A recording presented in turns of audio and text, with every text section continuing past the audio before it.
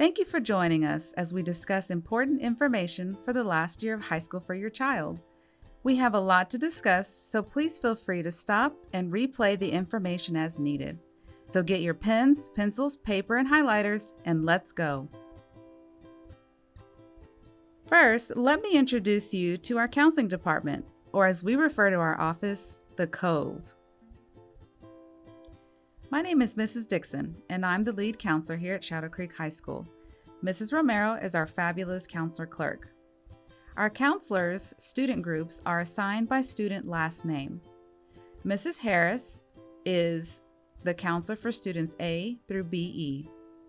Mrs. Wright, students BH through DR.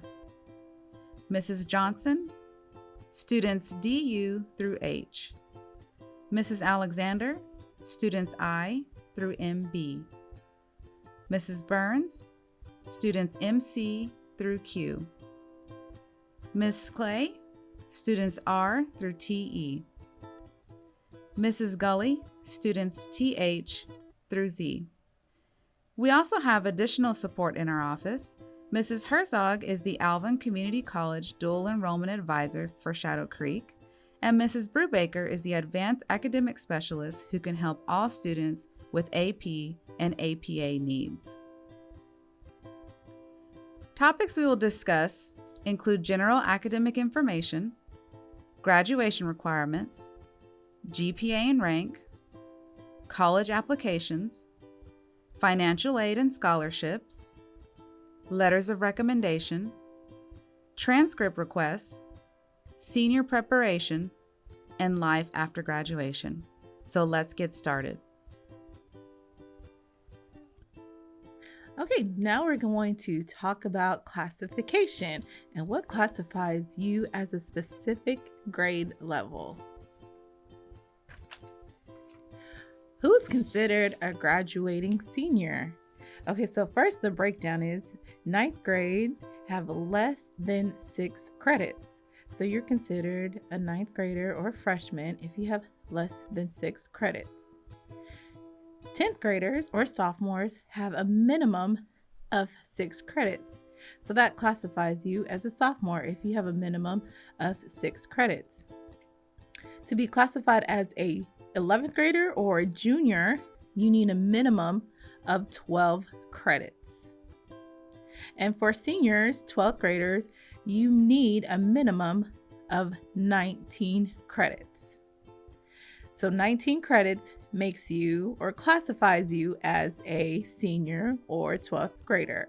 If you are a senior and you don't have those 19 credits as of yet, we will reclassify at the end of the semester if you've met that minimum credit requirement. So don't worry, we will reclassify and count your credit to make sure that you have received enough credits to classify yourself as a senior or a 12th grader. The next slide, we will talk about graduation requirements. So you need a total of 26 credits to graduate, and I will break that down in just a minute. So you will see here that you need 4 English classes or courses to graduate: English 1, English 2, English 3, and English 4. You need 4 math credits to graduate high school. It must include Algebra 1, Geometry, and 2 additional math courses. You need 4 sciences to graduate, which must include Biology, a science lab, a lab science such as chemistry, physics, IPC, and 2 additional science courses. You need 3 social study courses to graduate: World Geo or World History, U.S. History, and Government and Economics. You need 2 of the same foreign language to graduate high school. You need 1 credit of a fine art, 1 credit of PE, and 7 electives, totaling up to 26 credits to graduate. The link below, if you click on the graduation plans, we do have several graduation plans, but this is pretty much the foundation At the bottom, you'll see this link called Graduation Plans. If you click on it, you will see our different graduation plans, but I wanted to give you guys information on our detailed foundation graduation plan, which the other plans you will see, this is the foundation to graduate, and the other plans, once you click on it, you will see the breakdown needed to get those different requirements in those plans. Okay, the next slide, we will talk about endorsements. So with the required classes you also need an endorsement to graduate. And what an endorsement is pretty much a fancy way of saying a major, similar to when you go to college, you declare a major or a focus of study or interest. So in order to achieve an endorsement, you have to have 4 to 5 cohesive elective courses in that specified pathway. Endorsements are visible on your transcript. Endorsements give you an opportunity to explore career and major areas prior to college. And you can obtain more than one endorsement in different content areas. Now, endorsements do not determine your college acceptance. Again, endorsements do not determine if you get into college. And we can discuss that more once you have your senior conferences, and that more of that information is followed in the following slides. On the bottom of the screen, you will also see performance acknowledgements. These are different acknowledgements earned for outstanding performance, and you can obtain that in the following areas if you take dual credit courses, bilingualism and biliteracy, scoring high on AP exams, outstanding performance on PSAT, ACT, or SAT scores. And you can also earn a performance acknowledgement by earning a national or international recognized business or industry certification. Okay, our next slide, we will talk about additional graduation requirements. So, in addition to required courses, selecting an endorsement, students need to pass their STAR end of course, or we call them EOC exams to graduate high school. These exams include English 1, Algebra 1, Biology, English 2, and U.S. History. So again, these are the following EOCs or STAR end of course exams required to graduate high school. Please check the resource guide slide, which is the last slide, for handouts, guides, and other useful information, as well as check the second to the last slide that if you have any other questions or specific questions, you can fill out that form and we can help you answer any questions. Hi Sharks, this is Mrs. Johnson, counselor for Alpha Split DU through H. Let's talk about GPA and rank. GPA is the grade point average of all grades earned for high school credit, including core, electives, and courses you may have failed. Alvin ISD weighs the GPA on a 6.0 scale. Let's examine weighted and unweighted GPA. The weighted GPA is on the high school side. It is on the 6.0 scale. High schools use weighted GPA to account for course difficulty. Every grade is weighed differently. That means that pre-AP and dual credit classes add 10 points to the grade, and AP classes add 20 points to the grade.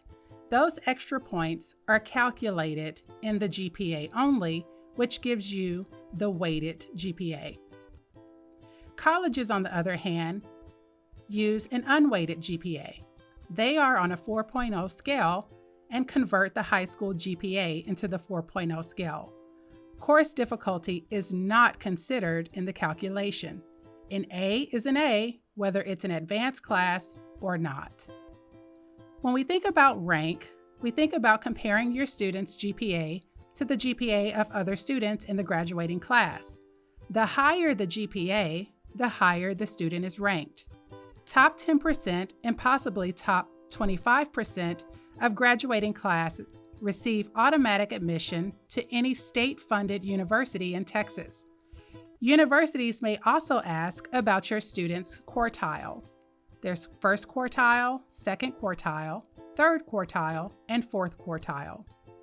The first quartile is the top 25%, second quartile is the top 50%, and the third and fourth quartile examines the bottom 50% of the class. To learn more, please visit the resources page. Hi, I'm Ms. Harris, counselor for students last name A through BE. I'm here to give you some information about college. Let's start with college entrance exams. There are a few things that you need to know. We have what we call fee waivers. There is a test fee waiver, and there's also a college application fee waiver. The test fee waiver allows you to register for the SAT and ACT for free. The college application fee waiver allows you to apply to some colleges without paying. In order to be eligible for either of these waivers, students must be on free or reduced lunch. Students must use the test fee waivers to be eligible for college applications and for NCAA eligibility center fee waivers for up to 4 colleges. You may retrieve your test fee waivers from the counselor's office. Be sure to review the college of choice, their eligibility for application fee waivers, and what they prefer. College entrance exams. There is the SAT and the ACT. You can register for the SAT at www.collegeboard.org. You can also register for the ACT at www.actstudent.org. The test structure for the SAT is reading, writing, language, math, and essay is optional.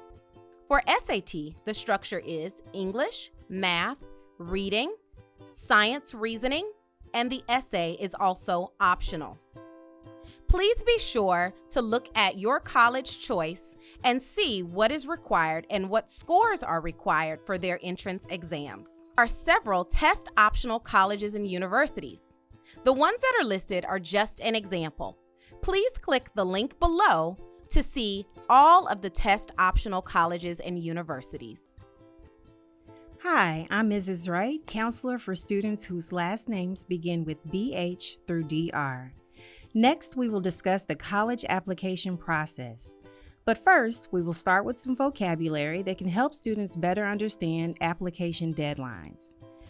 If a student applies by early action, then this requires the student to submit an application prior to the regular deadline. It allows students to receive acceptance decisions earlier, and there is no commitment to enroll. If a student applies by early decision, then this requires the student to apply earlier than the regular application deadline. If a student applies and is accepted, the agreement to enroll is binding. Rolling admission means that there is no set date for applications to be submitted. Each applicant will be considered once all required documents are received. Decisions normally come soon after. Finally, the last term is priority date or deadline. If provided, students should submit an application prior to this deadline for the strongest consideration for acceptance. Beginning the college application process can seem overwhelming. Students should view a college's admission page for specific instructions and application requirements. 2 databases frequently used are the Common Application and Apply Texas. These databases allow students to compile background information in one place and making it easier to access information to apply to multiple colleges and universities. To help students prepare for the process of applying, we have provided a checklist that can be used to organize information, as well as a more comprehensive handout to go through the application process. Please click each link on the page below to view these resources. During the application process, students should remember the following: take college entrance exams, fully complete applications, Submit required documents such as entrance exam score reports, birth certificates, etc. Pay those application fees and meet those deadlines. Hi everyone, it's Mrs. Dixon again. Let's talk about money and financial aid. Financial assistance is available from most colleges, universities, and trade schools. 4 main types of aid can be split into 2 categories of money that do not have to be repaid and money that must be repaid. Scholarships involve funds that are donated and do not need to be repaid to anyone. Most colleges and universities maintain their scholarship opportunities, and students should be sure to always complete the scholarship application when they are working on the admissions applications as well. Scholarships can be merit-based or grade-based, or income-based, which is based on household income. Scholarships can even come from individual departments within a university, company, or organization. Grants are the next type of aid, and grants are also awarded without the expectation of repayment. They can come from the state or even the federal government, and are often based on household income and other financial factors. Work study is a type of aid that involves a student getting a job on campus and earning money for tuition and books.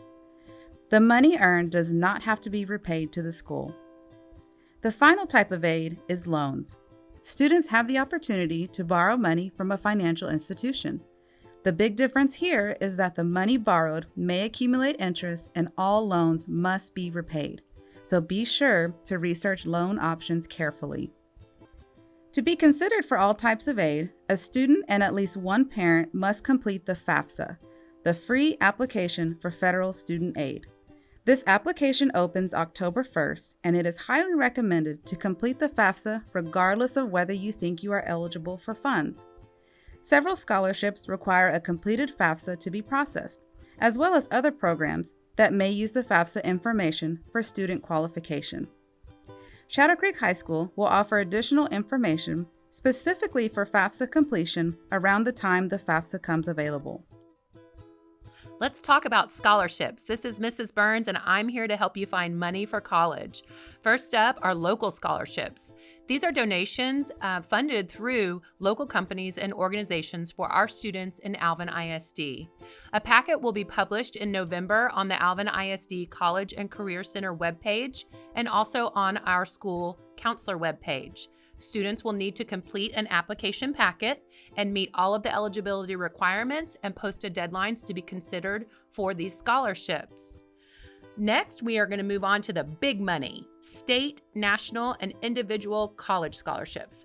Guys, there are so many opportunities out there, so many dollars to be had. It can actually be kind of overwhelming though. So what I suggest doing is finding one search engine, one scholarship search engine that you get to learn and get to know and manage well so that you can set up a system for yourself of researching and applying for however many scholarships you want to each week, each month, every couple months. Set up a routine for yourself.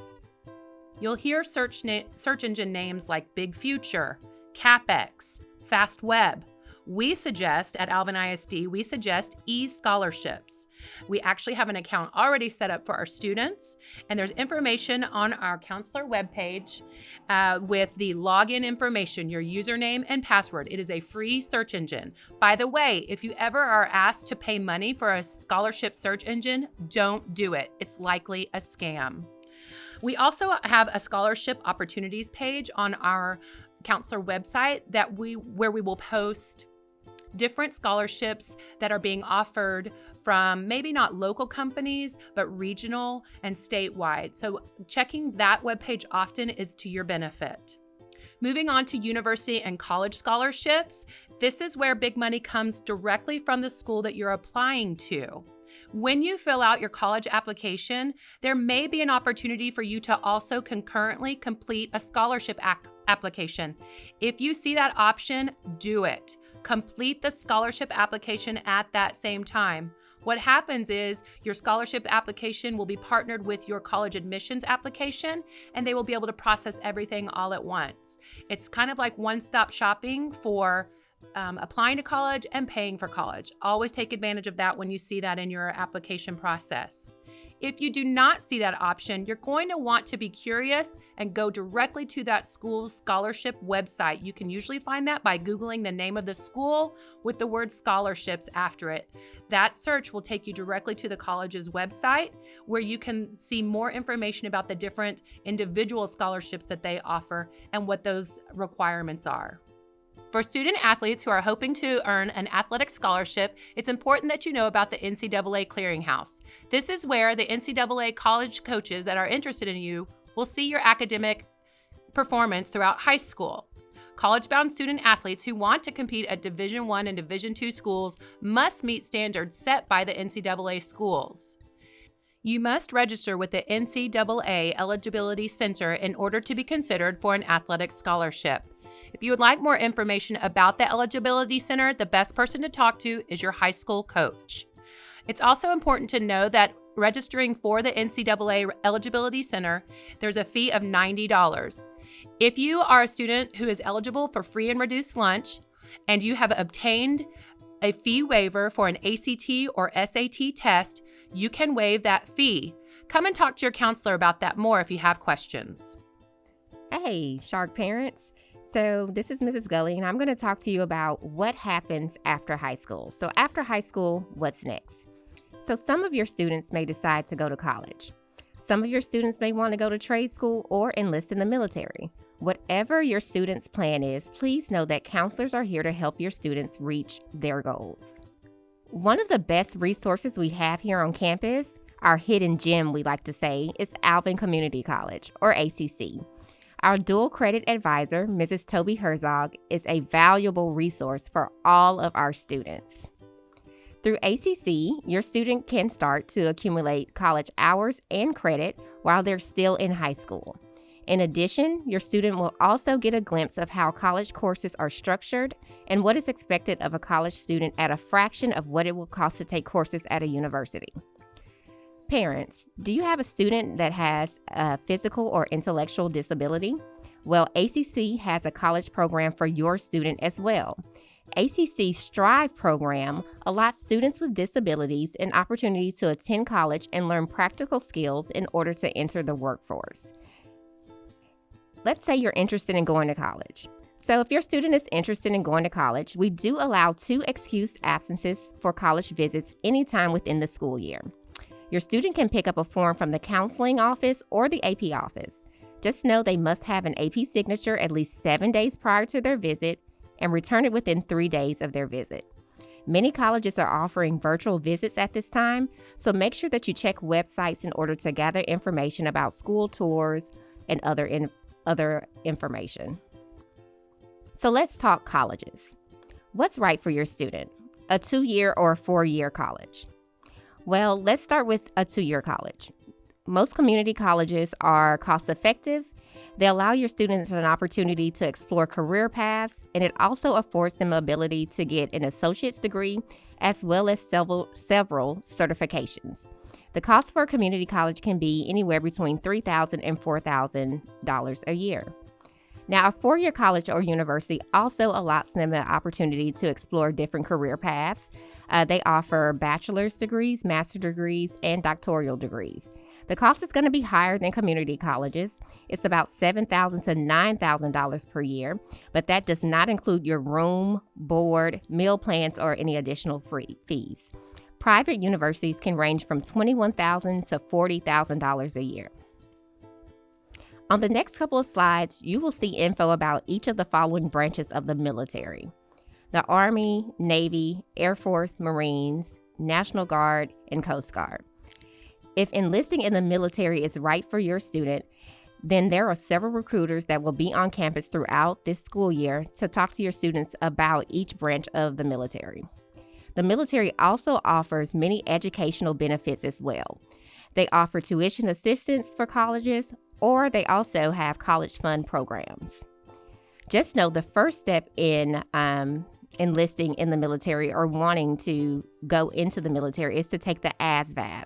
That is required by every student that wants to enlist into the military. We will offer this test on April 9th, 2021 on campus here. If you have any questions about that test or enlisting into the military, please contact your counselor. We can give you the contact information of one of the recruiters that service our SCHS students. Hello, I'm Ms. Clay, and I will be talking to you about senior conferences, transcript requests, and letters of recommendations. We will be meeting with seniors beginning in late September through their government and econ classes. Face-to-face students will meet with counselors the week of September 21st, and virtual students the week of September 28th. We will discuss graduation requirements to ensure that you're on track, as well as GPA, rank, and post-high school plans, and answer any questions that you might have about the admissions process. Transcripts. So a transcript is a record of all the courses that you've taken for high school credit, the grades you've earned in those classes, and the credit received. It also includes your GPA, rank, and demographic information. An official transcript is one that is sent from institution to institution. For example, when a transcript is sent directly from Shadow Creek to your college, that is an example of an official transcript. And this can only be done by the registrar. An unofficial transcript is one that is provided directly to the student. It can be submitted to individuals or organizations as needed. The entity that you are working with will let you know which type of transcript they will accept. So, to request an official transcript, go to the Shadow Creek High School website. Along the top of the page, you will see Our School. Hover over that tab, then select Counselors. Once you're on the Counseling Department's webpage, look on the sidebar and click Transcript Request SCHS, and directions to fulfill your request will be listed. You will need to complete the transcript request form and scan it to our registrar, Mrs. Guerra, at rguerra@alvinisd.net, or drop it off in the main office. For unofficial transcripts, the directions are in the same location, and you can access it on your own via Skyward. It is located under Attachments in the left column and dated June 2020. If you request a transcript using an application like Common App or SendEDU, please include your counselor's email address when prompted on the platform you're using. Please allow approximately 5 days from the date of your submission for all requests. If your college or university requires you to submit a letter of recommendation, then you should make this request of someone who knows you well and can speak positively about your personal character, abilities, and skills. These people can include teachers, counselors, APs, managers if you have or have had a job, a supervisor, or someone you report to if you're involved in an organization, church, clubs, or volunteering. Remember to give the person you are asking ample notice. At least 2 weeks before the deadline is a good rule of thumb. However, if you know before that time frame, it is okay to ask earlier.